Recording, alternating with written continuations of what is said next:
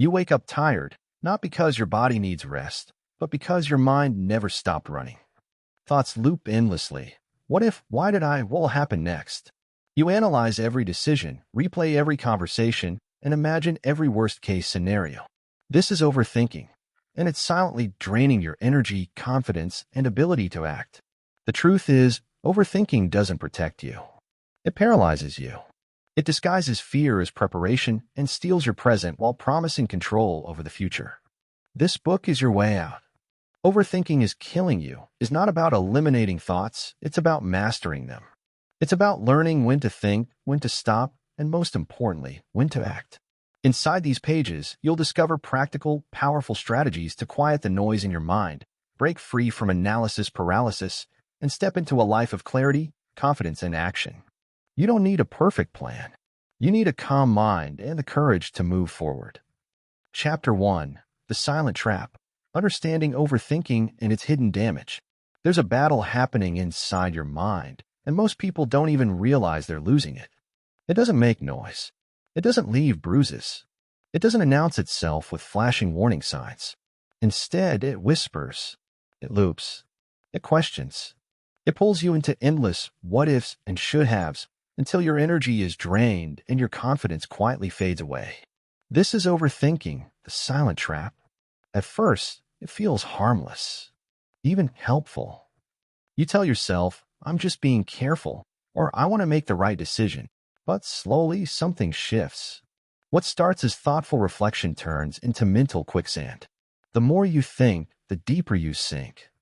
Overthinking doesn't solve problems, it stretches them. Imagine your mind like a room with a single thought inside it. When you overthink, that one thought multiplies. It grows legs, branches, and shadows. Suddenly, you're not dealing with one idea, you're juggling dozens of versions of it, most of them negative, exaggerated, or completely imagined. You replay conversations. You rewrite outcomes. You predict disasters that haven't happened and probably never will. And here's the dangerous part. Your brain treats these imagined scenarios as real. Your heart races. Your muscles tighten. Your sleep suffers. All because of something that exists only in your mind. Overthinking steals your present moment. While your body is here, your mind is stuck in a loop, reliving the past or fearing the future. You miss what's right in front of you. Moments pass. Opportunities slip by. Life continues, but you're not fully in it. It's like watching your own life through a foggy window. You see things happening, but you're not truly experiencing them. Over time, this creates a quiet kind of frustration. You feel stuck even when nothing is physically holding you back. You feel tired even when you haven't done anything physically exhausting. That's because overthinking is mentally exhausting. Your brain is working overtime, constantly analyzing, predicting, and doubting. And it's just like a muscle that never gets to rest, it starts to wear down. This is where the hidden damage begins. Overthinking chips away at your confidence. Every decision becomes harder. Simple choices feel heavy. You second-guess yourself, not because you lack ability, but because you've trained your mind to question everything. What if I fail? What if I look stupid? What if this goes wrong? These questions don't protect you. They paralyze you. Instead of taking action, you wait. You hesitate. You delay. And in that delay, something even more damaging happens. You start to doubt who you are. Overthinking convinces you that you're not ready, not smart enough, not capable enough. But the truth is, you were ready before the overthinking began. Another hidden cost of overthinking is emotional burnout. When your mind constantly focuses on problems, your emotions follow. You start to feel anxious, overwhelmed, and even hopeless at times. Small issues feel massive. Minor setbacks feel like failures. It's not because your life is falling apart, it's because your thoughts are magnifying everything. Overthinking acts like a lens that zooms in on the negative. And when all you see is negativity, it's hard to feel motivated, optimistic, or at peace. It also affects your relationships in ways you might not notice at first. You read between lines that don't exist. You assume meanings that were never intended. You create stories about what others think or feel without ever asking them. A simple delayed text becomes a sign of rejection. A neutral comment turns into criticism. Overthinking builds walls where there should be understanding, and those walls can slowly push people away. Perhaps one of the most damaging effects of overthinking is how it disconnects you from action. You can have the best ideas, the biggest dreams, the strongest intentions, but if you stay stuck in your head, none of it turns into reality. Overthinking creates the illusion of progress. It feels like you're doing something because you're thinking so much. But thinking without action is like revving a car engine without ever pressing the gas pedal. You burn energy, you make noise, but you don't move forward. Life rewards action, not endless analysis. And overthinking keeps you trapped in preparation mode, waiting for the perfect moment that never comes. Here's something most people don't realize. Overthinking is often driven by the desire for control. You want certainty. You want guarantees. You want to avoid mistakes, pain, and failure. So your mind tries to think through every possible scenario. But life doesn't work that way. No amount of thinking can give you complete control over the future. And chasing that control only creates more anxiety. The irony is this: the more you try to control everything through overthinking, the more out of control you feel. Because deep down, you know you can't predict everything. And that uncertainty keeps feeding the cycle. Overthinking is not a sign of intelligence. It's a sign of fear disguised as logic.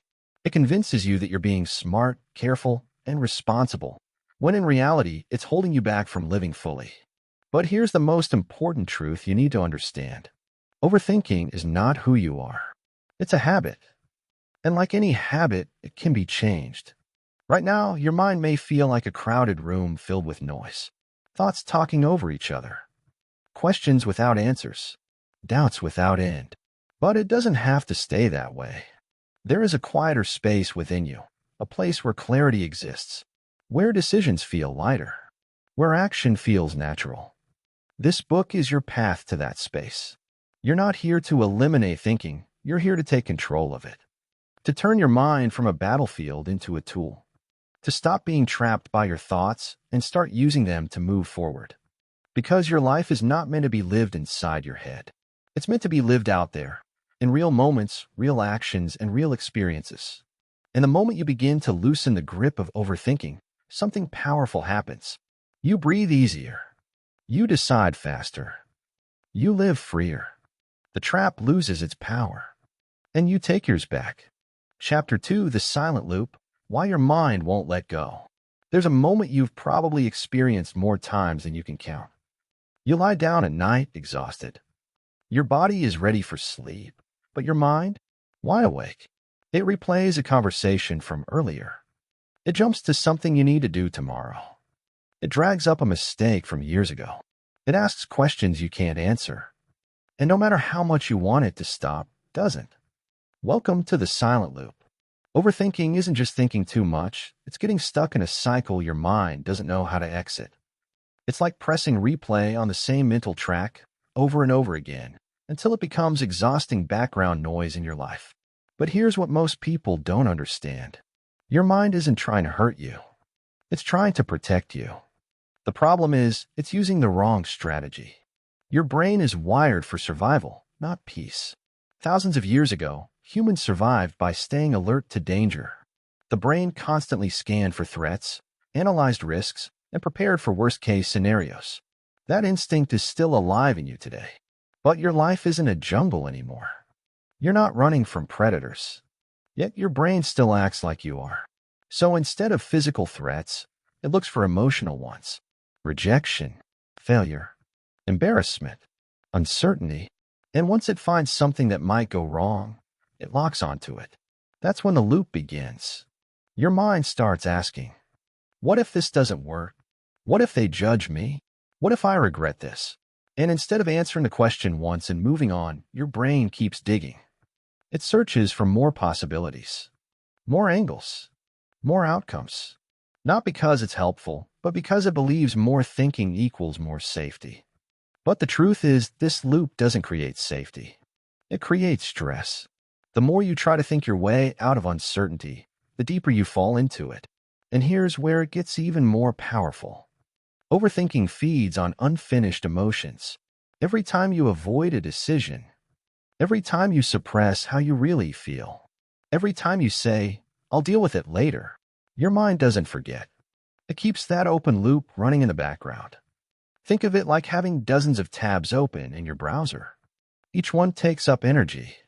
Each one slows the system down. And eventually, everything starts to lag. That's what your mind feels like when you're overthinking. It's overloaded. Not because you're weak, but because nothing is being fully processed or resolved. Your thoughts keep circling because they're searching for closure. But instead of giving them closure through action or acceptance, you keep feeding them more thinking. And the loop continues. Another reason your mind won't let go is because of something called mental attachment. You get attached to needing answers, needing clarity, needing certainty. You tell yourself, "I'll relax once I figure this out." But that moment never comes, because some things in life can't be fully figured out in advance. Some decisions require movement, not mental perfection. Some clarity only comes after you take action, not before. But overthinking convinces you to wait, to stay where it feels safe, to keep analyzing instead of moving. And slowly, that waiting becomes a habit, a dangerous one, because while you're stuck in your head, life keeps moving forward without you. Opportunities don't wait for perfect certainty. People don't wait forever. Time doesn't pause. And one day, you realize something painful. You didn't lose because you made the wrong choice. You lost because you never made one at all. That's the hidden cost of the silent loop. It doesn't just affect your thoughts, it shapes your life. It keeps you in situations longer than you should stay. It stops you from saying things you need to say. It holds you back from becoming who you're meant to be. All because your mind is trying to guarantee an outcome that can never be guaranteed. Let's be clear about something. There is no perfect decision. There is no risk-free path. There is no way to think yourself into a future where nothing goes wrong. And once you accept that, something begins to shift. You stop trying to control everything with your thoughts, and you start realizing something far more powerful. You don't need certainty to move forward. You need trust. Trust in yourself. Trust that you can handle what comes. Trust that even if things don't go as planned, you'll figure it out. Because you always have. The silent loop loses its grip the moment you stop trying to win the thinking game. Because it's a game you were never meant to win. You were meant to step out of it. Now here's a truth that might surprise you. Silence in your mind is not created by stopping thoughts. It's created by changing your relationship with them. Right now, every thought feels important, urgent, meaningful, demanding your attention. But what if they're not? What if most of your thoughts are just noise? Random mental activity that doesn't need to be solved, answered, or followed. Imagine sitting beside a busy road. Cars are passing by constantly. You don't chase them. You don't stop them. You don't jump in front of them. You just watch. That's how your thoughts are meant to be. Passing. Temporary. Not something you have to engage with every time. But overthinking turns every passing thought into something you chase. Something you grab onto. Something you analyze. And that's what creates the loop. The moment you stop chasing every thought, the loop begins to break. Not instantly, not perfectly, but gradually. And in that space, something powerful starts to grow. Mental freedom. You begin to notice thoughts without being controlled by them. You begin to pause instead of react. You begin to feel lighter, calmer, more present. Not because life became easier, but because your mind became quieter. This chapter isn't about fixing everything overnight. It's about understanding the mechanism behind the trap. Because once you understand it, you stop blaming yourself. You stop thinking, "What's wrong with me?" And you start seeing the truth. Nothing is wrong with you. Your mind just learned a pattern that no longer serves you. And patterns can be changed. The loop can be broken. Not by force, not by more thinking, but by stepping out of the cycle and choosing something different. In the chapters ahead, you'll learn exactly how to do that. But for now, remember this. You don't have to solve every thought. You just have to stop following everyone. And when you do, the silence you've been searching for finally begins to find you. Chapter 3, The Silent Trap, how overthinking rewrites your reality. There's something even more dangerous about overthinking than stress, delay, or mental exhaustion. It changes how you see the world. Not in obvious ways, not all at once, but slowly, quietly, and powerfully, it begins to rewrite your reality. You don't just think differently. You start believing differently. And once your beliefs change, everything else follows. The way you interpret situations, the way you see other people, the way you see yourself. Overthinking doesn't just live in your mind, it reshapes your perception. And perception becomes your truth. Let's break that down. Every moment in life is neutral at first. A text message, a look from someone, a tone of voice, a situation at work, a decision you need to make. None of these things come with built-in meaning. Meaning is something your mind creates. And when you're caught in overthinking, your mind doesn't just create meaning, it creates distorted meaning. You don't just receive reality, you reinterpret it. A simple pause in conversation becomes awkwardness. Someone being quiet becomes disapproval. A small mistake becomes a reflection of your worth. And the more you think about it, the more real it feels. That's the trap. Overthinking turns assumptions into beliefs, and beliefs into facts. You start saying things like, I know they're upset with me. I can tell this won't work. I always mess things up. But if you look closely, most of these thoughts aren't based on clear evidence. They're based on repeated mental patterns. Your brain fills in gaps with stories, and overthinking makes those stories feel true. This is how your reality gets rewritten. Not by what actually happens, but by what you believe is happening. And here's where it gets even deeper. Once your mind creates a belief, it starts looking for proof. If you believe people are judging you, you'll notice every glance, every whisper, every small detail that seems to confirm it. If you believe you're not good enough, you'll focus on your mistakes and ignore your wins. It's like your brain becomes a filter, only showing you what matches your fears. This is called a mental bias. But you don't need a psychological term to understand it. You felt it. That moment when one negative thought ruins your entire mood. That moment when one doubt makes you question everything. That moment when you feel something so strongly that it becomes your reality, even if it's not accurate. Overthinking doesn't ask, is this true? It asks, what else could go wrong? And then it builds a case around that question. Slowly, your world starts to feel heavier, more uncertain, more critical, more overwhelming. Not because life changed, but because your lens did. And when your lens changes, everything you see looks different. Here's another hidden layer most people never notice. Overthinking doesn't just distort the present, it reshapes your memories. You start revisiting past moments, but instead of seeing them as they were, you reinterpret them through your current doubts. A conversation from years ago suddenly feels embarrassing. A decision you made starts to feel like a mistake. A missed opportunity turns into regret. But those moments didn't change. Your perspective did. Overthinking edits your past like a movie, adding meaning that wasn't there before. And the more you revisit it, the more convincing it becomes. This creates a dangerous cycle. You doubt your past, which makes you doubt your present, which makes you fear your future. All connected, all driven by the same habit of overanalyzing. But perhaps the most powerful shift happens in how you see yourself. Overthinking turns your inner voice into a constant evaluator. It judges, it compares, it questions.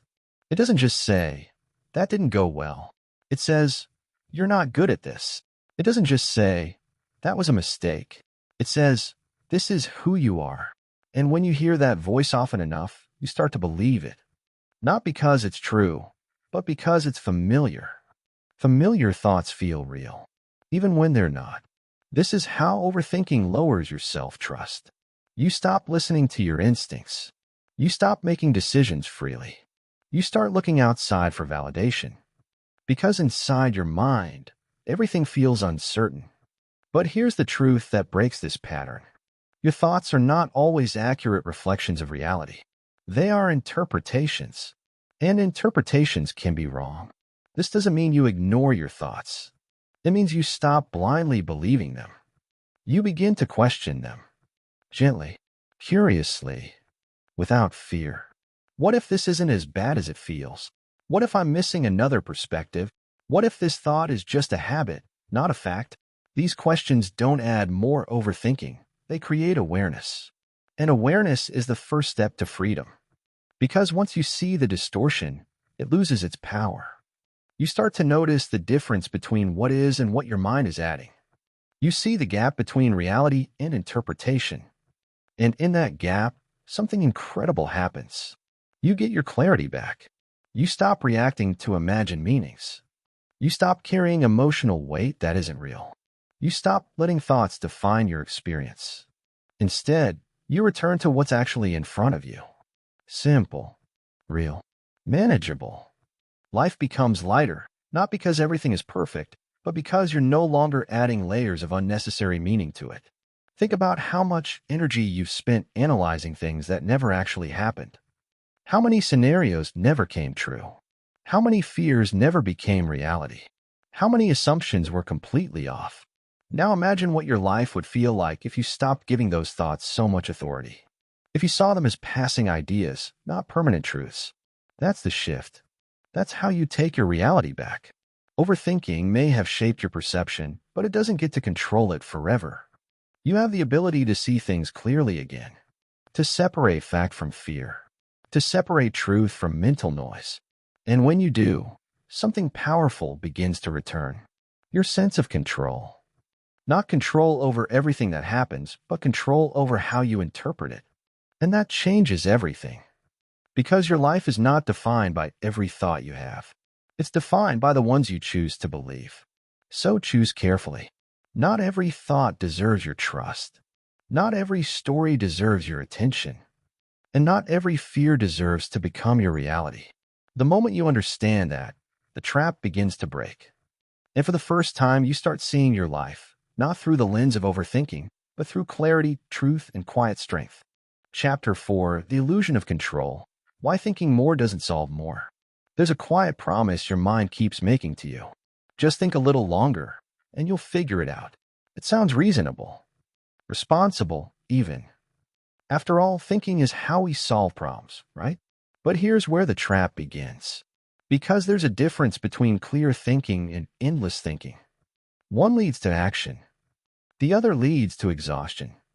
And most people don't realize when they've crossed that line. At first, thinking feels productive. You sit with a decision, weigh your options, consider outcomes. That's healthy. That's useful. But then something shifts. You start going over the same points again. You revisit the same concerns. You replay the same possibilities. Nothing new is being added. But your mind keeps going anyway. That's when thinking stops being a tool and becomes a loop. The illusion of control is born in that loop.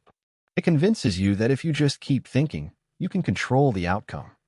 That you can predict every twist, avoid every mistake, and guarantee the best result. But that's not control.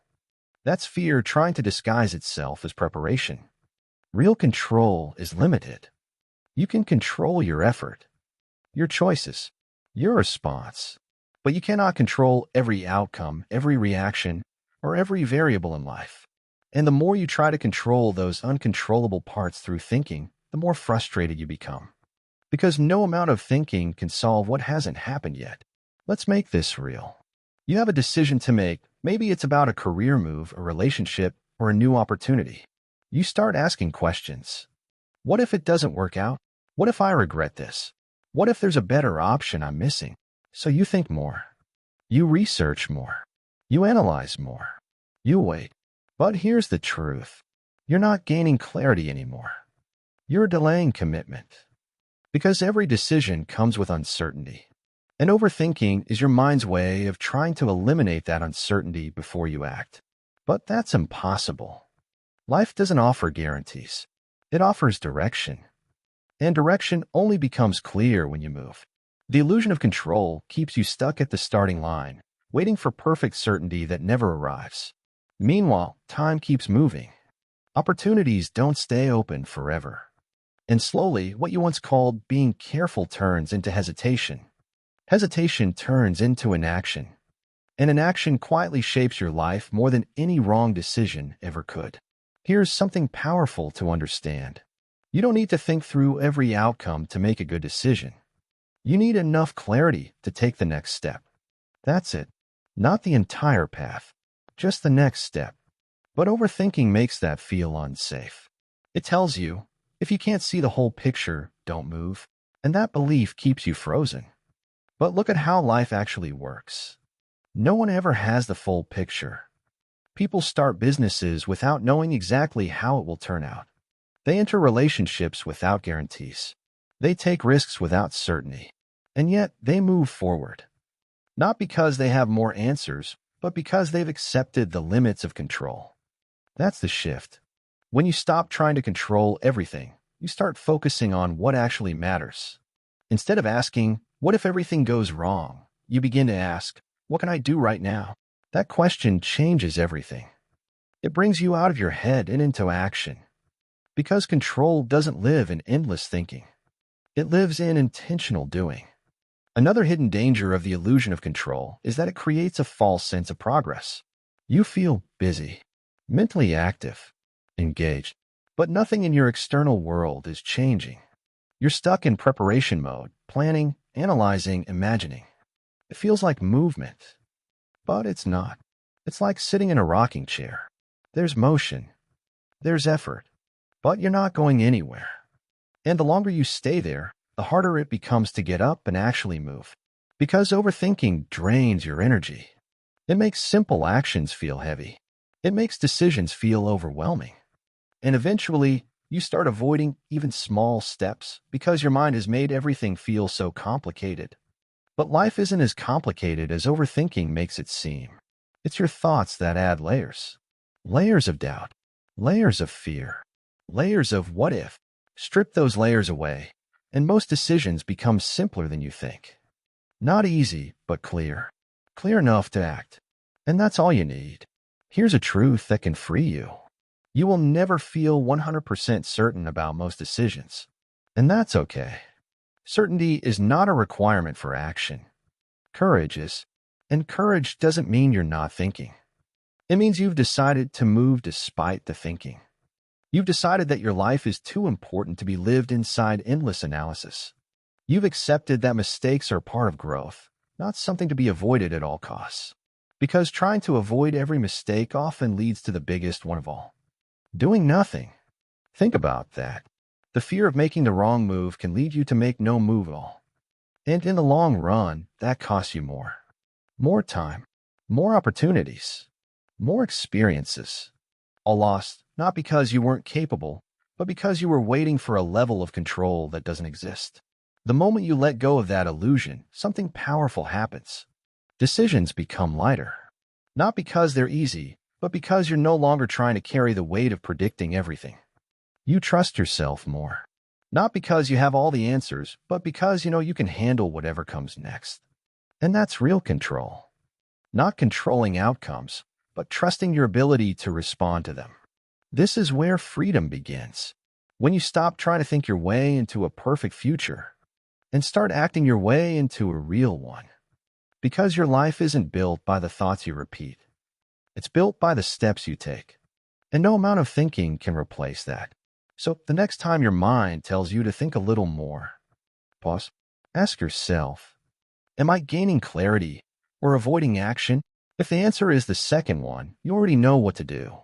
Take the step, even if it's small, even if it's imperfect. Because progress doesn't come from controlling everything. It comes from moving forward anyway. And once you do, you'll realize something that overthinking never wanted you to see. You were never stuck because you didn't think enough. You were stuck because you thought too much. And the way out was never more thinking. It was always action. Chapter 5. Breaking the Loop. Recognizing destructive thought patterns. Before you can change your thoughts, you have to see them. Not just hear them. Not just feel them. But truly recognize them for what they are. Because here's the truth most people miss. Overthinking doesn't feel like overthinking when you're inside it. It feels like reality. It feels logical. It feels justified. It feels necessary. That's why it's so powerful. You don't question it, you follow it. And that's exactly how the loop keeps running. So breaking the loop doesn't start with control. It starts with awareness. It starts with catching the pattern in the moment it begins. Not after it drains you. Not after it ruins your mood. But right when it shows up. And to do that, you need to know what you're looking for. Because destructive thought patterns don't announce themselves. They disguise themselves as normal thinking. Let's uncover them. One of the most common patterns is what I call mental exaggeration. This is when your mind takes something small and quietly stretches it into something much bigger. A minor issue becomes a major problem. A simple mistake becomes a complete failure. You don't notice it happening, it just feels like the situation is that serious. But if you step back, you'll see it. Your mind is zooming in so far that everything looks larger than it really is. And the more you stare at it, the bigger it gets. Another pattern is future forecasting. Your mind jumps ahead and starts predicting outcomes that haven't happened. But it doesn't just predict, it assumes the worst. You don't think, this might not work. You think, this is going to fail. And suddenly, you're reacting emotionally to something that doesn't even exist yet. Your body feels the stress. Your mood shifts. Your confidence drops. All because of a future your mind created. Then there's mind reading. You start believing, what other people are thinking. They think I'm not good enough. They're judging me. They don't respect me. But here's the reality. You don't actually know. You're filling in the blanks. And your mind almost always fills them in with negative assumptions. This pattern quietly damages relationships, confidence, and communication because you start reacting to thoughts that were never spoken. Another powerful pattern is all-or-nothing thinking. Everything becomes extreme. If it's not perfect, it's terrible. If it's not success, it's failure. If it's not certain, it's wrong. There's no middle ground. No room for progress. No space for learning. And when your mind operates like this, it becomes almost impossible to move forward because nothing ever feels good enough to act on. Then there's a quieter pattern, but one of the most damaging. Emotional reasoning. This is when you believe something is true because it feels true. I feel anxious, so something must be wrong. I feel unsure, so this must be a bad decision. I feel afraid, so I shouldn't do it. But emotions are not always accurate signals. They are responses, not facts. And when you treat them as truth, you give your feelings control over your decisions. That's how overthinking quietly takes over your life. Now here's the key insight that changes everything. These patterns are automatic. They happen fast. They happen often. And they happen without your permission. But they are not permanent. They are learned. And anything learned can be unlearned. The first step is simple, but not easy. Pause and notice. The next time you feel overwhelmed, anxious, or stuck, don't immediately try to fix it. Instead, ask yourself, what kind of thought is this? Is it exaggerating? Is it predicting? Is it assuming? Is it turning everything into extremes? Just naming the pattern creates space. And in that space, you regain a little control. Because when you see the pattern, you stop being inside it. You become the observer. And that changes your position completely. You're no longer trapped in the thought. You're looking at it. And once you can look at it, you can question it. Not aggressively. Not forcefully. Just calmly. Is this actually true? Is there another way to see this? Am I reacting to facts or to a pattern? These questions don't need perfect answers. They just interrupt the automatic loop. An interruption is powerful because overthinking thrives on momentum. It builds speed. The longer it runs, the harder it is to stop. But even a small pause can break that momentum. Think of it like a train. If it's moving fast, it takes effort to slow it down. But if you catch it early, before it picks up speed, it's much easier to control. That's why awareness matters. Not after the spiral, but at the beginning of it. Another important shift is this. You don't have to fight your thoughts to break the loop. Fighting creates resistance. Resistance creates more tension. And tension feeds overthinking. Instead, try something different. Acknowledge the thought and let it pass. I notice I'm predicting the worst right now. I notice I'm assuming something without evidence. I notice I'm turning this into a bigger problem than it is. That's it. No judgment. No panic. No need to fix it immediately. Just recognition. Because once a thought is seen clearly, it loses its grip. It's no longer invisible. It's no longer running the show. You are. This is how you begin to take your power back. Not by controlling every thought, but by understanding them. Not by eliminating them, but by seeing through them. Because here's the truth. You will always have thoughts, but you don't have to be controlled by every one of them. And the moment you realize that, something shifts inside you. You feel lighter. Not because the thoughts disappeared, but because they don't feel as real anymore. You start to see them for what they are. Temporary, imperfect, sometimes inaccurate. And that awareness creates freedom. Freedom to choose your response. Freedom to act despite the noise. Freedom to move forward without being held back by patterns that no longer serve you. Breaking the loop doesn't happen in one big moment. It happens in small ones. A pause here. A question there. A moment of awareness when you would have reacted before. And those small moments begin to add up. Until one day you realize the thoughts that once controlled you no longer do. You still hear them, but you don't follow them. And that's the difference between being trapped in your mind and finally being free. Chapter 6, From Chaos to Clarity, Training Your Mind to Slow Down. There's a pace your mind has gotten used to. Fast, restless, always moving. Thought after thought, idea after idea, worry after worry, like a highway that never empties. And after a while, that speed starts to feel normal. You wake up thinking. You go through your day thinking. You fall asleep thinking. There's barely a pause in between. But here's what most people don't realize. Just because your mind is fast doesn't mean it's clear. Speed and clarity are not the same thing. In fact, the faster your thoughts move, the harder it becomes to see anything clearly at all. It's like trying to read a sign while driving at 100 miles per hour. You might catch a glimpse, but you won't fully understand it. That's what overthinking does. It doesn't just fill your mind, it rushes it. And in that rush, you lose your ability to think deeply, calmly, and intentionally. So the goal is not to stop thinking. The goal is to slow it down. Because clarity doesn't come from more thoughts.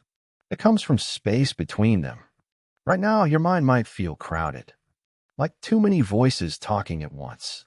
And when everything is loud, nothing stands out. But when things quiet down, even a little, you start to notice something powerful. There's a difference between noise and insight. Noise is repetitive, loud, urgent. Insight is quiet, simple, clear. But you can't hear insight if your mind is constantly racing. That's why training your mind to slow down is one of the most important skills you can develop. Not just for peace, but for better decisions, better focus, and a better life. And the good news is this. Your mind can be trained, just like your body. But it requires something most people avoid. Stillness. Let's start simple. Think about the last time you did absolutely nothing. No phone, no music, no distractions. Just sat with yourself. For most people, that feels uncomfortable, almost unnatural, because we've trained ourselves to fill every empty moment. Scroll, check, what, listen, anything to avoid silence. But silence is where clarity begins. When you remove external noise, you start to hear internal patterns more clearly. Not to get lost in them, but to observe them. And in that observation, something shifts. You're no longer reacting automatically. You're present. That's the first step. Presence. Not thinking about the next hour.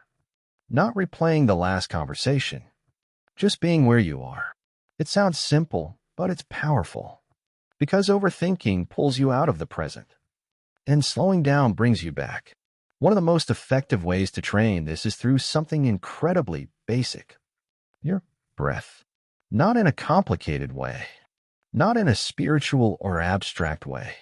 Just noticing it. Inhale. Exhale. That's it. Your breath is always happening in real time. So when your attention is on your breath, your mind naturally slows down. You're no longer chasing thoughts. You're anchoring yourself. And the more you practice this, even for a few minutes a day, the more control you gain over your mental pace. Another powerful shift comes from how you handle your attention. Right now, your attention is likely scattered, jumping from one thought to another, one task to another, one distraction to another. That scattered attention feeds mental chaos. But when you train yourself to focus on one thing at a time, something changes. Your mind begins to organize itself. Instead of 10 thoughts fighting for space, you have one clear direction. This is where clarity starts to build. Not by doing more, but by doing less with more intention. Even simple actions can become training. Drinking your coffee without checking your phone. Walking without rushing your thoughts. Listening to someone without planning your response. These moments may seem small, but they're powerful. Because they teach your mind a new rhythm. Slower one, a calmer one, a more controlled one. And over time, that rhythm becomes your default. Another important part of slowing down is learning to create mental boundaries. Right now, your mind treats every thought as urgent. Everything feels like it needs attention immediately. But that's not true. Not every thought deserves your time. Not every idea needs to be explored. Not every worry needs to be solved right now. When you start choosing what to engage with and what to let pass, you begin to take control of your mental space. You stop giving energy to everything. And that changes everything. Because your energy is limited. Where you place it matters. Slowing down also means giving yourself permission to pause before reacting. Before replying to a message. Before making a decision. Before jumping to conclusions. Just a pause. Breath. A moment. That small gap can completely change your response. Instead of reacting from chaos, you respond from clarity. And that's where your power lives. Now, here's something important to understand. Slowing down your mind doesn't mean your life slows down. You can still be productive. Still be ambitious. Still move forward. But you do it with intention, not urgency. You do it with clarity, not confusion. You do it with control, not pressure. In fact, when your mind is clear, you often move faster in the areas that matter because you're not wasting energy on mental noise. You're focused, direct, decisive, and that's a different kind of speed. A powerful one. But it all starts with this shift. You stop letting your mind run on autopilot. And you begin training it gently, consistently, with awareness. Not perfectly, not all at once, but step by step, moment by moment. Because clarity is not something you find. It's something you create. Through space, through presence, through intentional slowing down. And once you experience it, even briefly, you'll realize something. Peace was never as far away as it felt. It was just hidden behind the noise. And now for the first time, you're learning how to quiet that noise. So you can finally hear yourself think. Not in chaos, but in clarity. Chapter 7, The Power of Now. Escaping the past and future mental prison. Most people are not living their lives. They're remembering them or rehearsing them. Their body is here, but their mind is somewhere else. Back in a moment they wish they could change. Or ahead in a future they're trying to control. And in between those two places, past and future, the present moment gets ignored. Quietly, constantly, completely. This is the mental prison of overthinking. Not chains you can see, not walls you can touch, but a constant pull away from now. You wake up and your mind goes straight to yesterday, or jumps ahead to everything waiting for you. You sit with people, but part of your attention is stuck in something that already happened or something that hasn't happened yet. You go through your day physically present, but mentally absent. And the more this happens, the more disconnected you feel from your life, from your experiences, from yourself. Because life doesn't happen in the past, and it doesn't happen in the future. It only happens now. But overthinking convinces you otherwise. It tells you, go back and fix it, go forward and figure it out. And so you try. You replay moments, hoping to change them. You imagine scenarios, hoping to control them. But no matter how much time you spend there, nothing changes. The past stays the same. The future stays uncertain. In the present, your only point of power slips away. That's the real cost. Not just stress, not just mental noise, but missing your life while trying to think your way through it. Let's talk about the past. The past has a strong grip because it feels real. It already happened. You remember it. You felt it. So your mind believes it's worth revisiting again and again. But here's what most people don't realize. Every time you go back, you're not reliving the moment. You're reliving your interpretation of the moment. And that interpretation is shaped by how you feel right now. So if you're feeling doubt, you'll see the past through doubt. If you're feeling regret, you'll see the past through regret. Which means you're not seeing the truth. You're seeing a filtered version of it. And the more you revisit it, the stronger that version becomes. But the past has one limitation that cannot be changed.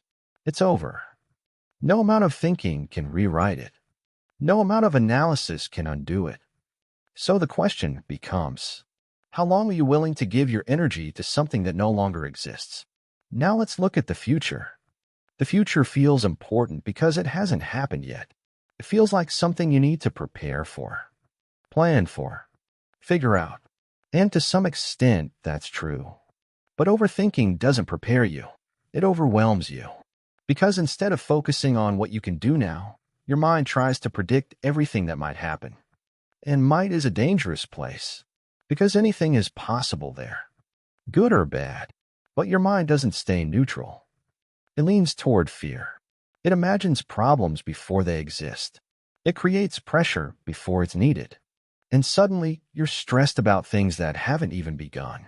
That's the future prison, living in scenarios that only exist in your mind. And while you're there, your real life, the present, gets pushed aside. Here's the truth that changes everything. You don't need to live in the past to learn from it. And you don't need to live in the future to prepare for it. You need to live in the present to handle both. Because the present moment is where everything becomes manageable. It's where you can act. It's where you can respond. It's where you can choose. Right now, not yesterday, not tomorrow, you have the ability to do something. Even if it's small.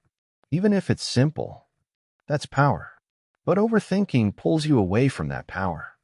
It keeps your attention somewhere you have no control. And the longer you stay there, the more powerless you feel. So how do you return? How do you come back to now? Not by forcing your thoughts to stop, but by shifting your attention, gently, intentionally, back to what's real. Look around you. What do you see? What do you hear? What are you physically doing? These aren't complicated questions, but they anchor you. They bring you out of your mind and into your environment. And when you're fully in your environment, your thoughts lose some of their intensity because they're no longer the only thing you're focused on. Another powerful shift is learning to engage fully in whatever you're doing. If you're working, just work. If you're eating, just eat. If you're talking, just listen. Not halfway. Not while thinking about something else. Fully. Completely. Because presence is not about doing more. It's about being where you already are. And when you do that, something changes. Time feels different. Slower. Richer. More real.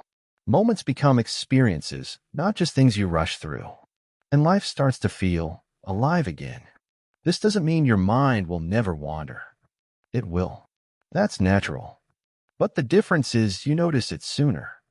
And instead of following it, you return. Again and again. That return is the practice. And every time you come back to the present, you strengthen your ability to stay there longer. Over time, the past loses its pull. The future loses its pressure. And the present becomes your home. A place where you feel grounded, clear, in control. Because you're no longer scattered across time. You're here. And here is where your life is happening. Think about how much of your day is spent somewhere else mentally. Now imagine reclaiming even half of that time. How much more you would experience. How much more you would notice. How much more you would feel. That's what the power of now gives you. Not just peace, but presence. Not just calm, but connection. connection to your life as it's actually happening. And that's something overthinking can never give you, because overthinking lives outside the moment. But your life doesn't. So the next time your mind pulls you into the past or pushes you into the future, pause. Ask yourself, where am I right now? Not mentally, physically. Bring yourself back to this breath, to this moment, to this reality, because this is where your power is. Not in what was, not in what might be, but in what is, right now. And when you learn to live here, the prison door opens. And for the first time in a long time, you step out of your mind and back into your life. Chapter 8, Decision Detox. How to stop overanalyzing every choice. Every day you make decisions. Some are small. Some feel life-changing. What to wear, what to say, what path to take, what opportunity to accept or walk away from. But for someone trapped in overthinking, decisions don't feel simple. They feel heavy. Even the smallest choice can turn into a mental marathon. You go back and forth. You weigh every angle. You imagine every possible outcome. And somehow you still don't feel ready. That's decision fatigue. Not because you're making too many decisions, but because you're overprocessing each one. Your mind turns choices into pressure. Pressure to get it right. Pressure to avoid regret. Pressure to make the perfect move. And the more pressure you feel, the harder it becomes to choose. So you delay. You second-guess. You revisit the same options again and again. That's where your energy drains. Not in the decision itself, but in the overanalysis of it. This is why you need a decision detox. Not a way to eliminate decisions, but a way to simplify them. To clear the mental clutter around choice. To stop treating every decision like it determines your entire future. Because here's the truth. Most decisions are not as important as your mind makes them. They feel important because you attach meaning to them. What if this changes everything? What if I miss a better option? What if this leads me in the wrong direction? But life is not built on one perfect choice. It's built on a series of decisions and your ability to adapt along the way. You don't need to get everything right. You need to keep moving. So let's shift the way you approach decisions. The first step is this. Stop chasing the perfect choice. Perfection is a moving target. No matter what you choose, your mind can always imagine a better option. So if you wait for the perfect answer, you'll stay stuck. Instead, aim for something simpler. A good enough decision. Not flawless. Not guaranteed. Just reasonable. Clear enough to act on. This alone will take pressure off your mind. Because you're no longer trying to solve your entire future in one moment. The second shift is understanding that indecision is also a decision. When you delay choosing, you're still choosing. You're choosing to stay where you are, to miss opportunities, to remain in uncertainty. And often that costs more than making an imperfect choice. Because action creates clarity. Inaction creates confusion. You don't figure things out by thinking endlessly. You figure things out by moving and adjusting. That's how life works. The third step is to limit your options. Too many choices overwhelm your brain.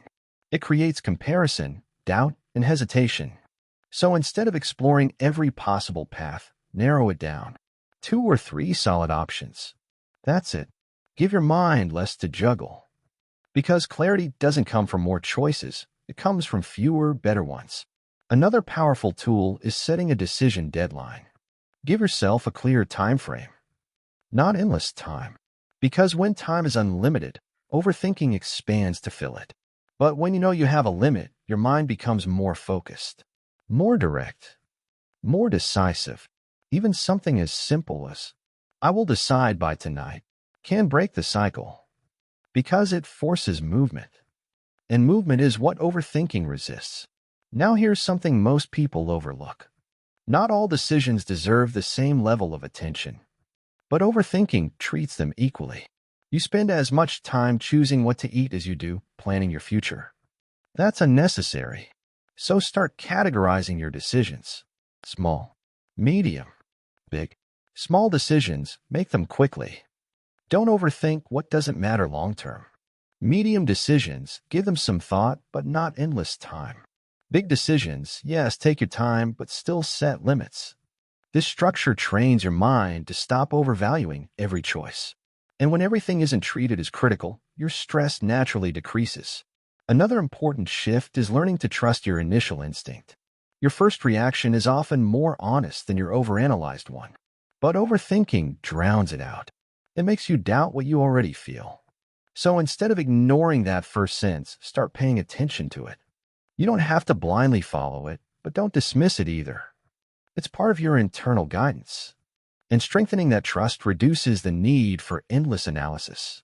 Now let's talk about something deeper. The fear behind your decisions. Most overthinking around choices comes from one thing: fear of regret. You're not just choosing, you're trying to avoid feeling like you made the wrong move. But here's the truth. Regret doesn't come from decisions alone. It comes from how you respond after the decision. Two people can make the same choice. One grows from it. The other dwells on it. Same decision, different outcomes. Why? Because one takes responsibility and moves forward. The other stays stuck in what if. So instead of trying to avoid regret completely, shift your focus. I will make the best choice I can, and handle whatever comes next.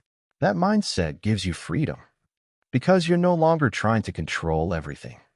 You're trusting your ability to adapt, and that's far more powerful.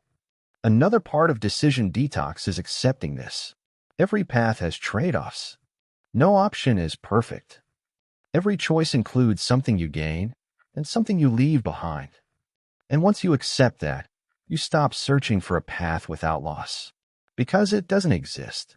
You choose what matters most and move forward with it, without constantly looking back, because looking back keeps you stuck. Moving forward creates growth. Finally, remember this. Your life is not defined by one decision. It's shaped by your consistency, your effort, and your ability to keep going. You can recover from wrong choices. You can adjust direction. You can learn and improve. But you can't grow if you stay frozen. So give yourself permission to decide. Not perfectly, but confidently enough. Because confidence doesn't come before the decision. It comes after you commit to it. And once you start making decisions with less fear, something shifts inside you. You feel lighter, more in control, more willing to take action. Because you're no longer trapped in endless analysis. You're moving, living, choosing, and that's what breaks the cycle. Not more thinking, but better deciding. One step at a time, one choice at a time, until decisions no longer feel like a burden, but a tool, a way forward, a way out of overthinking, and into your life. Chapter 9. Silencing the Inner Critic, Building Self-Trust and Confidence.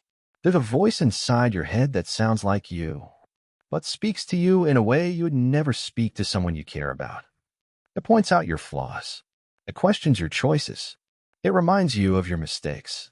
And it does all of this with one goal: to keep you from getting hurt. At least, that's what it thinks it's doing. This voice is your inner critic.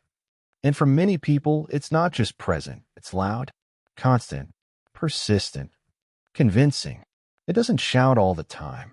Sometimes it whispers, "You're not ready. You're not good enough. You'll mess this up." And because it sounds familiar, because it feels like your own thought, you believe it. You don't challenge it. You don't question it. You accept it as truth. That's where the real damage begins. Because over time, that voice doesn't just comment on your life. It starts to shape it. You hold back from opportunities. You stay silent when you want to speak. You hesitate when you should move. Not because you can, but because you've been convinced you shouldn't. The inner critic becomes the gatekeeper of your actions. And if you listen to it long enough, you stop trusting yourself. That's the real issue. Not the voice itself, but the loss of self-trust. Because confidence is not about being perfect. It's about believing you can handle what comes your way. And when your inner voice constantly tells you that you can't, that belief begins to fade. But here's something important to understand. Your inner critic was not created to destroy you. It was developed over time. through experiences, through expectations, through moments where you felt judged, rejected, or not enough. At some point, your mind decided, if I criticize myself first, I'll be prepared. I won't be caught off guard. So it learned to scan for flaws, to anticipate mistakes, to stay one step ahead of disappointment. But what once felt like protection has become limitation. Because instead of preparing you, it's preventing you. It's keeping you small, careful, hesitant, safe but stuck. So the goal is not to eliminate the inner critic completely. That's unrealistic. The goal is to change your relationship with it, to stop treating it as an authority and start seeing it as a voice you can question. The first step is awareness. Notice when it shows up, not just what it says, but how it says it. Is it harsh? Is it absolute? Is it dismissive? You always mess things up. You'll never figure this out. This is just who you are. These are not facts. These are patterns. And once you recognize that, you create distance. You stop being inside the criticism and start observing it. That shift is powerful. Because when you observe something, you're no longer controlled by it. The next step is to challenge the tone. Not aggressively, not emotionally, just logically. If a friend came to you and said, I failed once, so I'm a failure, would you agree? Of course not. You would offer perspective, context, support. But when your inner critic says the same thing, you accept it without question. So start responding differently. When it says, you're not good enough, ask, based on what? When it says, you'll fail, ask, is that certain or just possible? You don't need perfect answers. You just need to interrupt the automatic belief. Because the inner critic thrives on silence. It speaks, and you accept. But when you respond, even gently, you break that pattern. Now let's talk about something deeper. Self-trust. Self-trust is not built by getting everything right. It's built by showing yourself that you can handle things, even when they don't go as planned. But overthinking and self-criticism prevent that, because you don't give yourself the chance. You avoid risks. You avoid discomfort. You avoid situations where you might fail. So you never get the evidence that you can handle it. And without that evidence, trust doesn't grow. So the path to confidence is not through perfection. It's through experience. Small actions, small risks, small steps forward. Every time you do something you were unsure about, every time you speak up when it feels uncomfortable, every time you follow through despite doubt, you send a message to yourself. I can do this, not perfectly, but consistently. And that consistency builds trust. Another key shift is learning to separate your identity from your outcomes. You are not your mistakes. You are not your failures. You are not your worst moment. But the inner critic blurs that line. It turns actions into identity. I made a mistake becomes, I am a mistake. That's not true. And it's not helpful. So start changing the language. Instead of saying, I'm bad at this, say, I'm learning this. Instead of I failed, say, that didn't work. These small changes matter. Because words shape belief. And belief shapes behavior. Now here's something powerful to remember. Confidence is not loud. It's not about always feeling sure. It's quiet, steady, grounded. It says, I don't know exactly how this will go, but I trust myself to handle it. That's real confidence. And it grows every time you choose action over self-doubt. Every time you move despite the inner critic. Because the critic may speak, but it doesn't get to decide. You do. Another important practice is learning to acknowledge your progress. Not just big wins, but small ones. Because overthinking tends to focus on what's missing. What went wrong? What could be better? It rarely stops to recognize what's working. So start doing that intentionally. At the end of your day, ask, what did I handle well today? What did I do despite doubt? Where did I show up for myself? These questions train your mind to see a different reality. One where you are capable, resilient, growing. And over time, that becomes your new internal voice. Not one that tears you down, but one that supports you, guides you, strengthens you. Silencing the inner critic doesn't mean it disappears. It means it loses authority. It becomes just another voice, not the voice. And in that space, your real voice begins to rise. Clear, calm, confident. A voice that doesn't demand perfection, but encourages progress. A voice that doesn't focus on fear, but on possibility. A voice that reminds you, you don't need to be flawless to move forward. You just need to trust yourself enough to try. Because at the end of the day, your life is shaped by the voice you listen to most. So choose wisely. Not the loudest voice, not the harshest one, but the one that helps you grow. The one that reminds you who you are beyond the doubt. The one that says, you've got this. And this time, you believe it. Chapter 10, Action Over Perfection. Moving forward without all the answers. There's a moment that stops most people before they even begin. It sounds like this. I'll start when I'm ready. Ready with more knowledge. Ready with more confidence. Ready with a better plan. It feels responsible. It feels smart. But in reality, it's one of the biggest lies overthinking tells you. Because ready is not a real place. It's a moving target.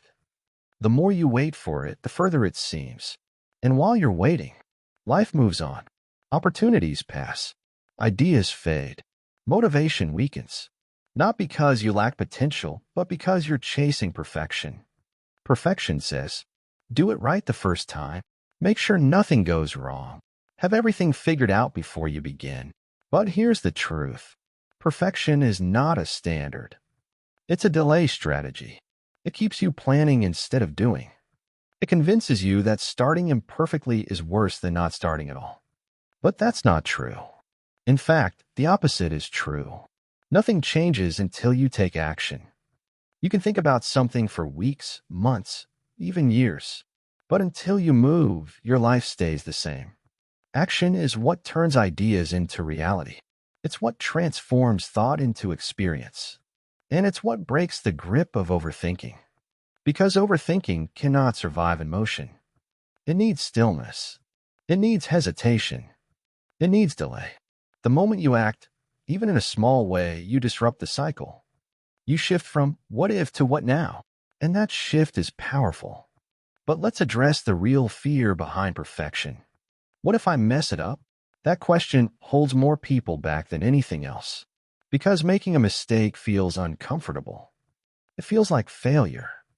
It feels like proof that you weren't ready. But here's what most people don't see.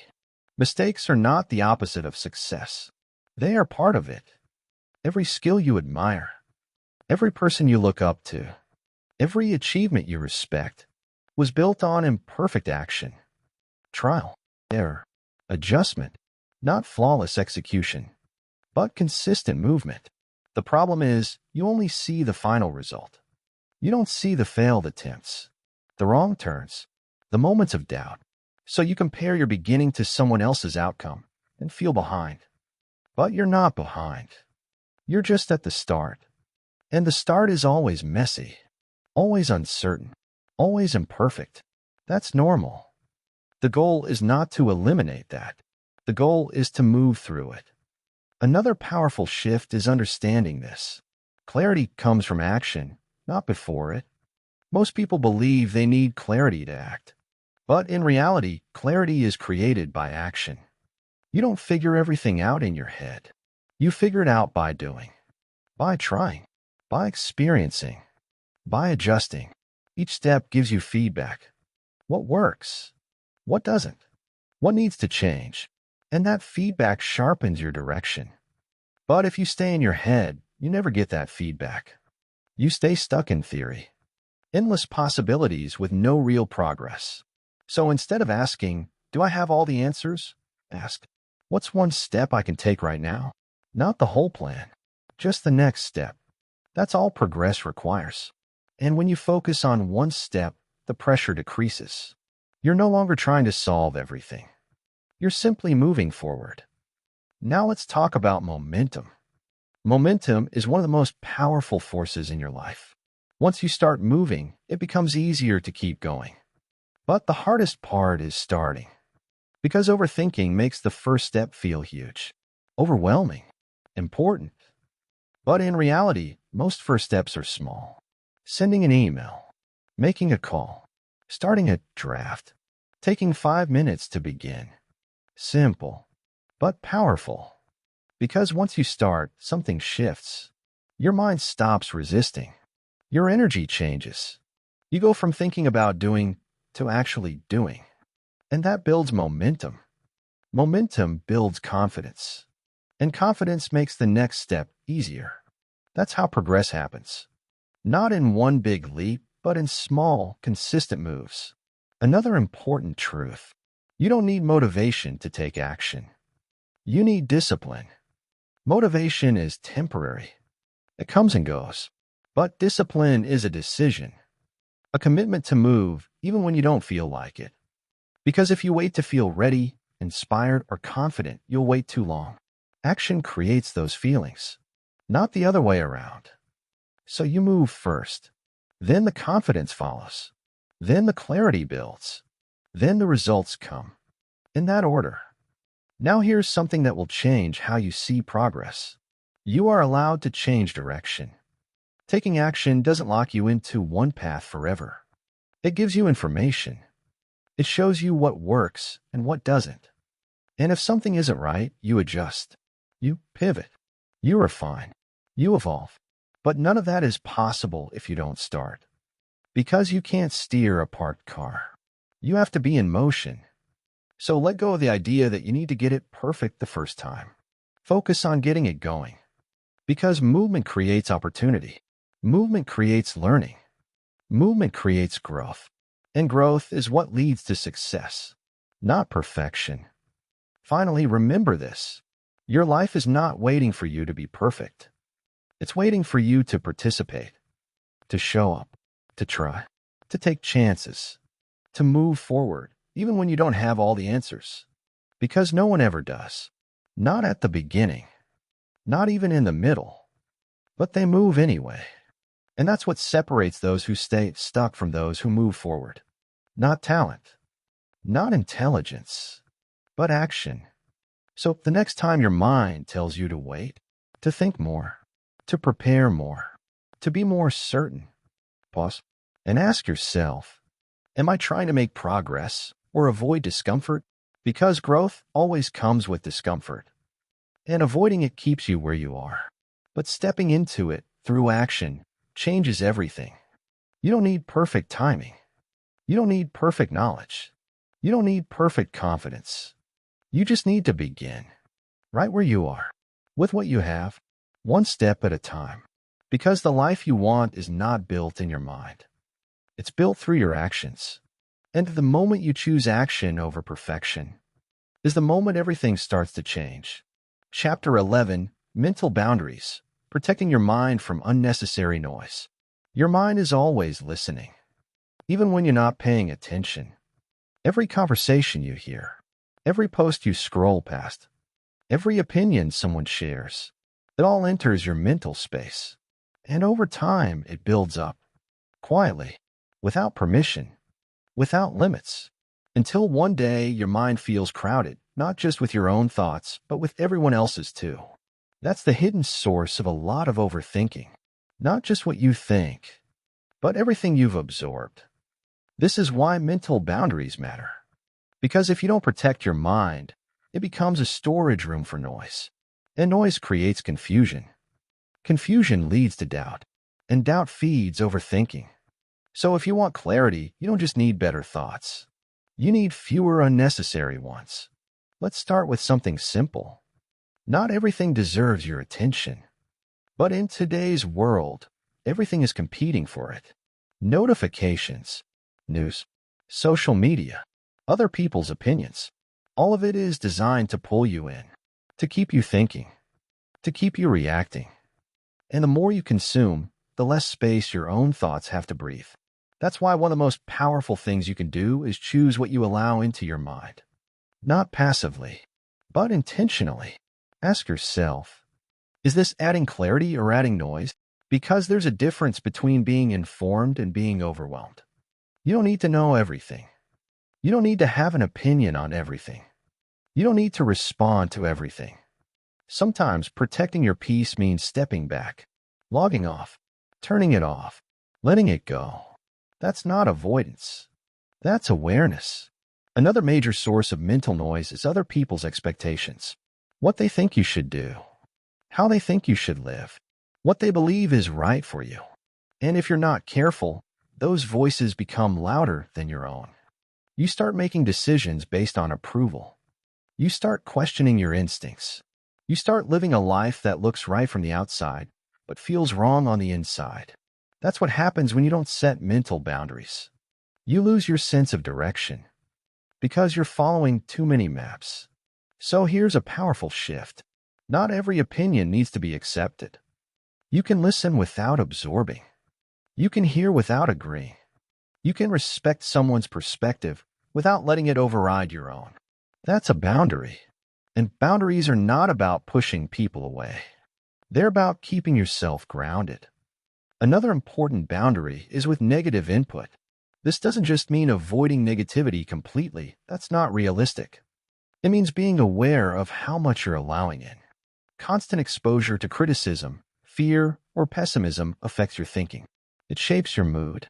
It influences your decisions, even if you don't realize it. So start paying attention. Who do you spend time with? What kind of conversations are you having? What kind of content are you consuming? Because your environment feeds your mind, and your mind creates your experience.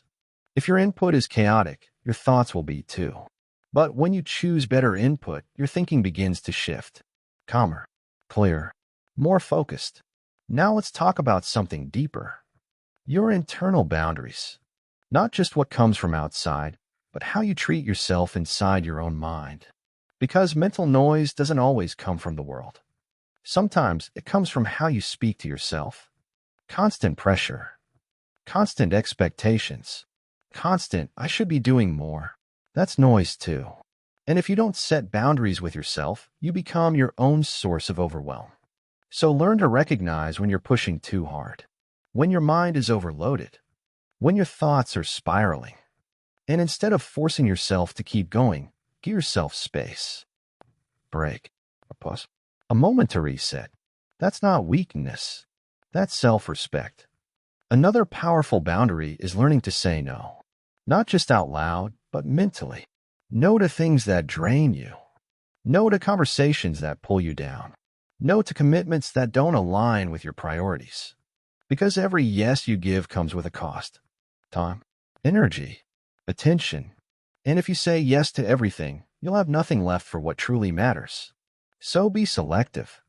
Not selfish. Intentional. Because protecting your mind is not about doing less. It's about doing what matters most without unnecessary distraction. Here's another truth. Silence is a boundary. Not explaining everything. Not responding to everything. Not reacting to everything.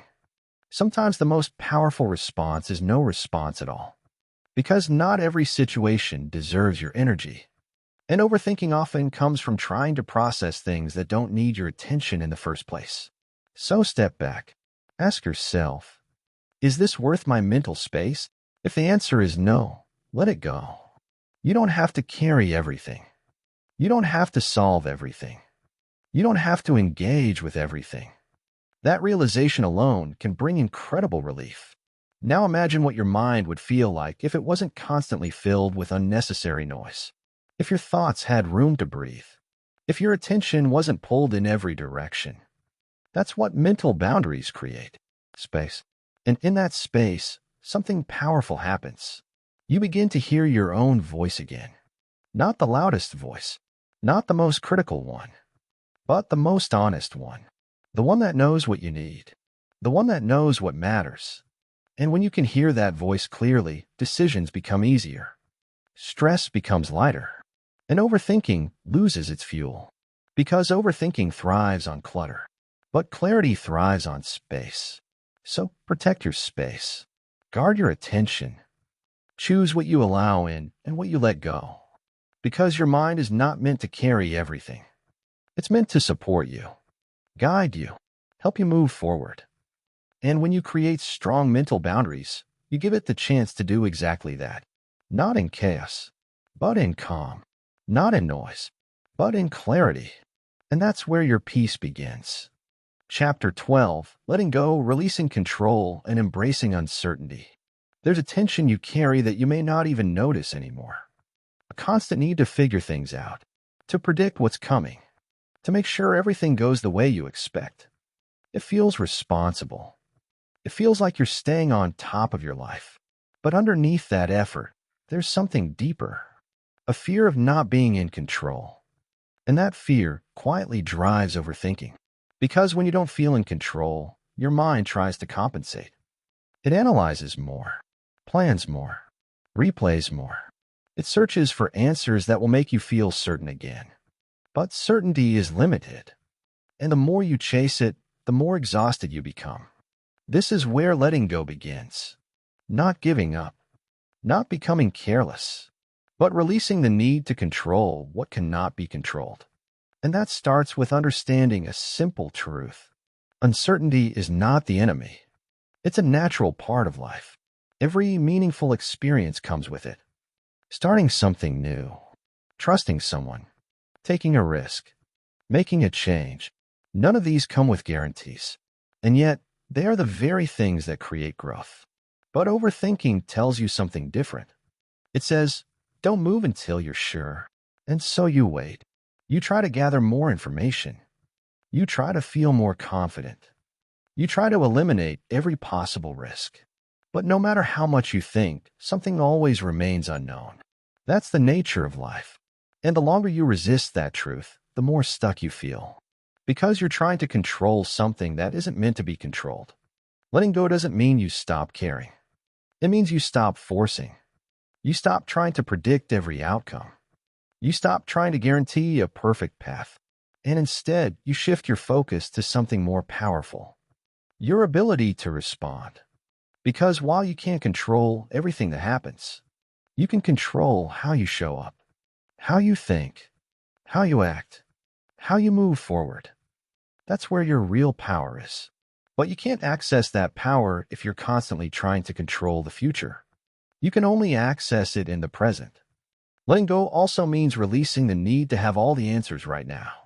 There's a pressure many people carry. I should know what I'm doing. I should have this figured out. I should be certain by now. But those shoulds create tension. They make uncertainty feel like failure. When in reality, uncertainty is just a stage, a normal, necessary part of the process. No one has everything figured out. Even the people who seem confident are navigating unknowns. They've just learned to move forward anyway. That's the difference. Not more knowledge, but more acceptance. Acceptance that not everything will be clear. Acceptance that mistakes may happen. Acceptance that the path will reveal itself as you walk it. And when you accept that, something inside you relaxes. The pressure drops. Your mind slows down because it no longer has to solve everything before you begin. Another part of letting go is releasing attachment to specific outcomes. You may have a vision of how things should go, how people should respond, how situations should unfold. And when reality doesn't match that vision, frustration appears. Disappointment, stress, doubt. But often, the pain doesn't come from what happened. It comes from the gap between expectation and reality. Letting go means loosening that grip. Not abandoning your goals, but releasing the need for everything to happen exactly as planned. Because sometimes things don't go your way, but they still go somewhere meaningful. A missed opportunity can lead to a better one. A setback can teach you something you needed to learn. An unexpected change can open a door you didn't even know existed. But you can't see those possibilities if you're stuck holding on to one fixed outcome. Letting go creates flexibility. And flexibility creates resilience. Instead of breaking under pressure, you adjust. You adapt. You move forward with what is, rather than resisting it. Now here's something important. Letting go is not a one-time decision. It's a practice. A moment-by-moment choice. Every time your mind tries to control something, you notice it, and you gently release it. Not forcefully, not perfectly, just intentionally. You remind yourself, I don't need to have this all figured out. I can handle uncertainty. I can take the next step without knowing everything. These thoughts don't eliminate uncertainty, but they change your relationship with it. They turn it from something you fear into something you can face. Another powerful shift is learning to trust the process of life. Not blindly, not passively, but with openness. Understanding that not everything needs to be controlled to work out. That sometimes things come together in ways you couldn't have planned. That growth often happens in the unknown. And that your role is not to control every detail, but to participate, to show up, to take action, to stay present. Because life is not a problem to be solved. It's an experience to be lived. And overthinking pulls you out of that experience. It keeps you in your head, trying to manage something that's meant to unfold. Letting go brings you back. Back to the moment. Back to your breath. Back to what you can actually do right now. And from that place, everything becomes lighter. You don't feel the need to carry the future on your shoulders. You don't feel the pressure to fix the unknown. You simply move forward, step by step, with awareness, with trust, with acceptance. And that's where freedom lives. Not in controlling everything, but in being okay with not controlling everything. Because the truth is, you've handled uncertainty before. You've faced situations you didn't fully understand. You've moved through moments you didn't feel ready for. And you made it. Not because you had all the answers, but because you adapted. That same strength is still within you. You don't need to build it. You just need to trust it. So the next time your mind starts searching for certainty, pause, take a breath, and remind yourself, it's okay not to know everything right now. Because clarity will come, not from forcing it, but from moving forward despite the uncertainty. That's the power of letting go. Not losing control, but finding peace without needing it. Chapter 13, Rewiring Your Mind, Creating New Thought Habits That Empower You. Your mind is not fixed. It's not something you're stuck with for life. It's something that's been trained over time through repetition. Every thought you've had again and again. Every belief you've accepted without question, every pattern you've followed without noticing, has shaped the way your mind works today. Which means one powerful truth. If your mind was trained this way, it can be retrained. That's what rewiring is. Not changing who you are, but changing how you think. And when you change how you think, you change how you feel, how you act, how you live. But here's where most people get it wrong. They try to change everything at once. They force positive thoughts. They fight negative ones. They expect instant transformation. And when it doesn't happen, they give up. Because real change doesn't happen that way. Rewiring your mind is not about force. It's about consistency. Small shifts, repeated daily, until they become natural. Until they become your new default. Right now, your mind runs on patterns. Automatic thoughts that appear without effort. And many of those patterns are built around overthinking, doubt, fear, worst-case scenarios. They show up quickly because they've been practiced. So if you want to change them, you don't need to eliminate them overnight. You need to introduce new patterns and repeat them until they become just as familiar. Let's start with awareness. Noticing your thoughts is still the foundation, but now you go one step further. You don't just observe. You redirect. When a thought appears that doesn't serve you, you gently shift it, not by denying it, but by offering a different perspective. For example, I'm not ready for this becomes, I can learn as I go. I'm going to fail becomes, I'll figure it out step by step. This is too much becomes, I'll focus on one thing at a time. These aren't empty affirmations. They're grounded, realistic shifts. And the more you repeat them, the more your mind starts to accept them. At first, it may feel unnatural. That's okay, because anything new feels unfamiliar. But unfamiliar doesn't mean wrong. It means unpracticed. And practice is what creates change. Another powerful way to rewire your mind is through mental repetition. What you think repeatedly becomes your belief. So instead of repeating doubt, start repeating direction. Simple, clear thoughts that guide you forward. I handle things as they come. I don't need to have everything figured out. I move forward, even when it's uncomfortable. These thoughts are not about pretending everything is perfect. They're about reinforcing a mindset that supports action and growth. And the more your mind hears them, the more it begins to align with them. Now let's talk about something deeper. Your identity. Not who you want to be someday, but who you believe you are right now. Because your thoughts follow your identity.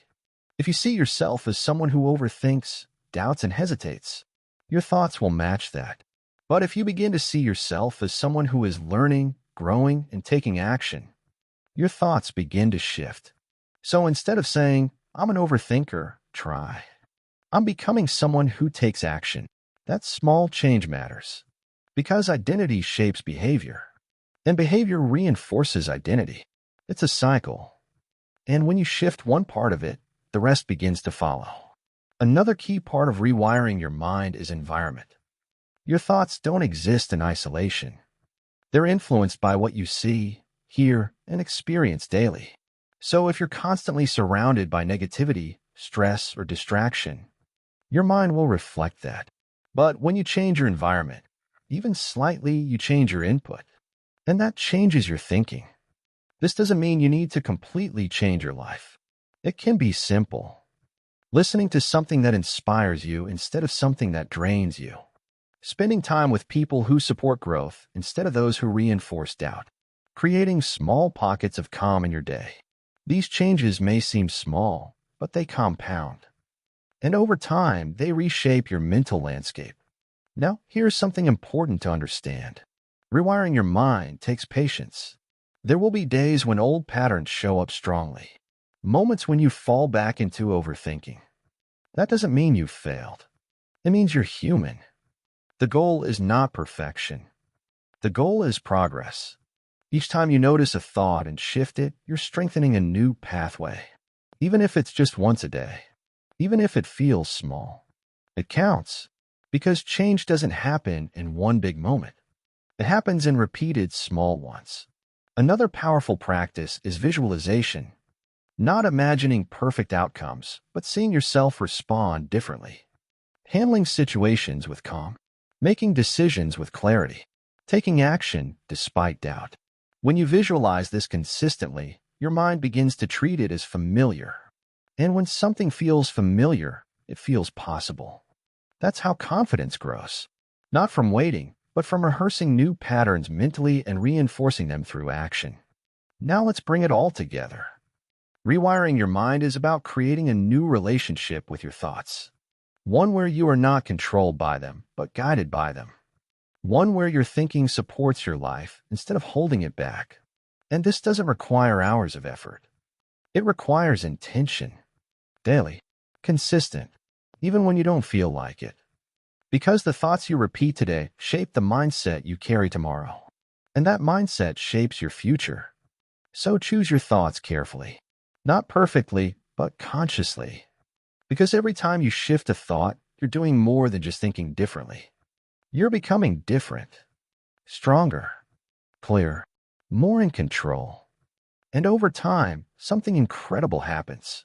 The thoughts that once held you back are replaced by thoughts that move you forward. Not because you forced them away, but because you built something better in their place. That's the power of rewiring your mind. Not changing everything overnight, but changing enough consistently that your entire life begins to feel different. From the inside out. Chapter 14, Focus and Flow. Channeling your energy into meaningful action. There's a powerful shift that happens when your mind stops scattering its energy and starts directing it. Instead of thinking about everything, worrying about everything, trying to do everything, you begin to focus. And when you focus, something incredible happens. Your mind gets quieter. Not because you forced it to be silent, but because you gave it a clear direction. Overthinking thrives on scattered energy. Too many thoughts. Too many options. Too many distractions. Your attention gets pulled in different directions, and as a result, nothing feels complete. You start things, but don't finish them. You think about ideas, but don't act on them. You move, but without progress. That's mental chaos. But focus changes that. Focus is not about doing more. It's about doing less with full attention. It's choosing one thing and giving it your energy completely. And when you do that, you enter a state called flow. Flow is when you're fully engaged in what you're doing. Time fades. Distractions disappear. Your mind and actions align. You're not overthinking. You're doing. And in that state, your best work happens. Your clearest thinking happens. Your highest energy shows up. But flow doesn't happen by accident. It's created through intentional focus. Let's start with a simple truth. Your energy follows your attention. Where you place your attention determines how you feel and what you accomplish. If your attention is scattered, your energy is scattered. If your attention is focused, your energy becomes powerful. So the question is, where is your attention going? Right now, most people live in a constant state of distraction. Notifications, social media, multitasking. Their attention is constantly interrupted. And every interruption breaks focus. It pulls you out of what you're doing and forces your mind to reset. That's exhausting, and it makes deep work almost impossible. So if you want to move from chaos to clarity, you need to protect your attention. Not aggressively, but intentionally. Start by creating moments of single tasking, doing one thing at a time, fully, not checking your phone, not switching between tasks, just being with the task in front of you. At first, this might feel uncomfortable. Your mind will want to wander. It will look for a distraction. That's normal, because it's used to constant stimulation. But if you stay with it, something changes. Your focus strengthens. Your mind settles. And what once felt difficult becomes natural. Another powerful step is setting clear intentions. Before you start anything, ask yourself, what is the one thing I want to complete right now? Not 10 things. Not everything at once. Just one. This gives your mind direction. And direction reduces overthinking. Because instead of asking, what should I do? Your mind knows. It has a target. And when you have a target, your energy becomes aligned. Now let's talk about momentum and focus.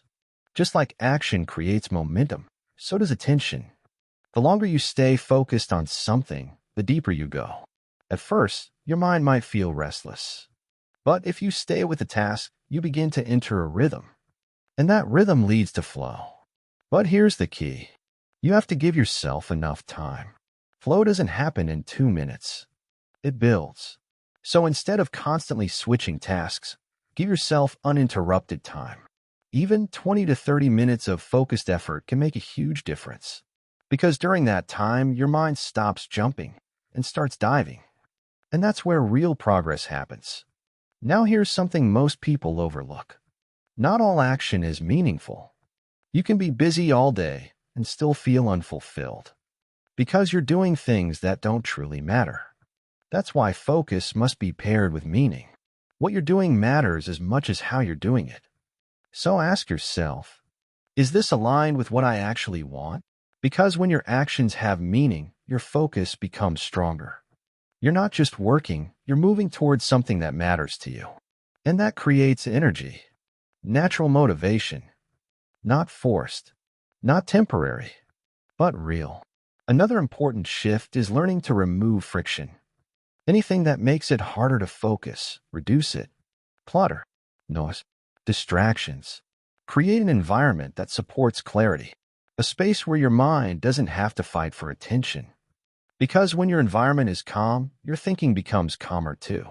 Now let's talk about something deeper. The connection between focus and confidence. Every time you complete something with full attention, you build trust in yourself. You prove that you can follow through. You prove that you can stay committed. And that builds confidence. Not from thinking, but from doing. Because confidence is not created in your head. It's created through experience, through action, through focus. And the more you focus, the more you finish. The more you finish, the more confident you become. It's a cycle, a powerful one. But it starts with one decision: to give your full attention to what matters. Not halfway, not distracted, fully. Now here's something important to remember. You don't need to be focused all the time. Rest matters. Breaks matter. But when you work, be fully there. And when you rest, be fully there too. Because balance is not about doing everything at once. It's about being present in whatever you're doing. And presence is what creates both focus and flow.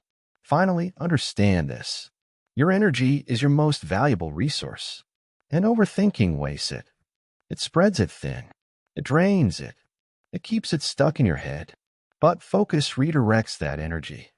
It channels it into action, into progress, into results. So instead of letting your mind wander in endless loops, give it a direction. Give it a purpose. Give it something real to engage with. Because when your energy is focused, your mind becomes clear. And when your mind is clear, your actions become powerful. And that's how you move forward. Not by thinking more, but by focusing better. One task, one moment, one step at a time, until your scattered energy becomes aligned effort, and your effort becomes meaningful progress. That's the power of focus. That's the state of flow. And that's where your best life begins to take shape. Chapter 15, A Life Beyond Overthinking. Living freely, boldly, and decisively. There comes a moment when something inside you shifts. Not loudly, not dramatically, but quietly, powerfully. You stop asking, what if everything goes wrong? And you start asking, what if I just lived? That's the beginning of a life beyond overthinking. Not a life without thoughts. Not a life without challenges. But a life where your thoughts no longer control you. A life where you are in charge. Where you move forward, not because everything is certain, but because you've decided you're done being held back. Because here's the truth. Overthinking doesn't just slow you down. It shrinks your life. It keeps you safe but small. Comfortable but limited. It whispers, stay here. Don't risk it. Don't try too much. And for a while, that feels okay. Until one day, it doesn't. Until you realize you've been living carefully instead of fully. That you've been waiting instead of experiencing. That you've been thinking about life instead of actually living it. And something inside you says, enough. That's where this new life begins. A life where freedom becomes more important than fear. Freedom to speak your mind. Freedom to take chances. Freedom to make decisions without endless hesitation. But freedom doesn't come from having no fear. It comes from not letting fear decide for you. Because fear will still show up. Doubt will still appear. Uncertainty will still exist. But they no longer have the final say. You do. Living freely means allowing yourself to experience life without overfiltering every moment. Not analyzing every word before you speak. Not questioning every step before you take it. Just being present, open, willing. It means trusting that you don't need to control everything to be okay. That you can handle what comes, even if it's not perfect. And that trust changes everything. Because when you trust yourself, you stop holding back. You stop waiting for permission. You stop looking for guarantees. You start living. Now let's talk about living boldly. Bold doesn't mean reckless. It doesn't mean making extreme decisions or taking unnecessary risks. Bold means being honest with yourself. It means choosing what you truly want, even when it's uncomfortable.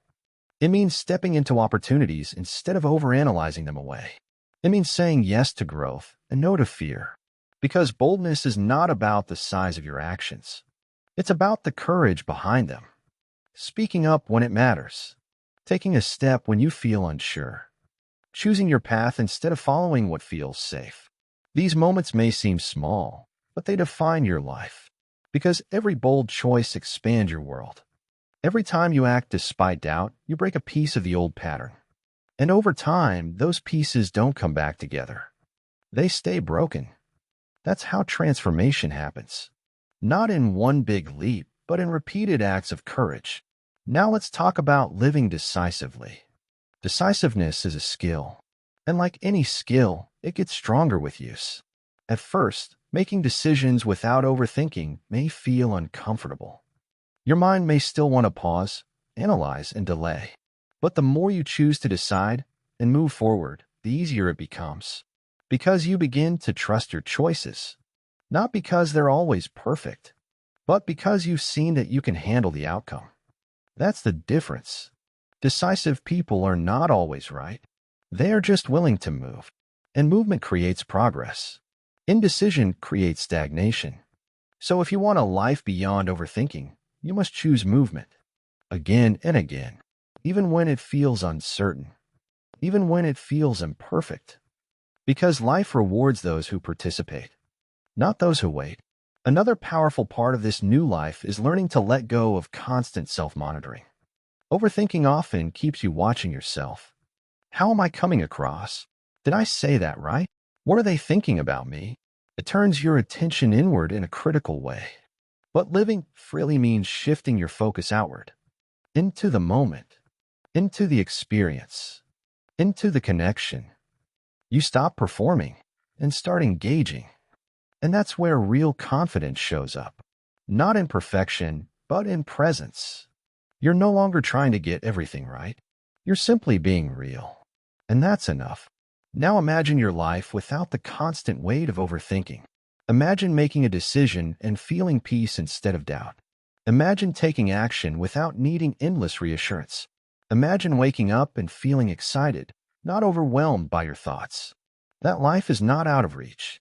It's built through the choices you make daily, the way you respond to your thoughts, the way you show up for yourself.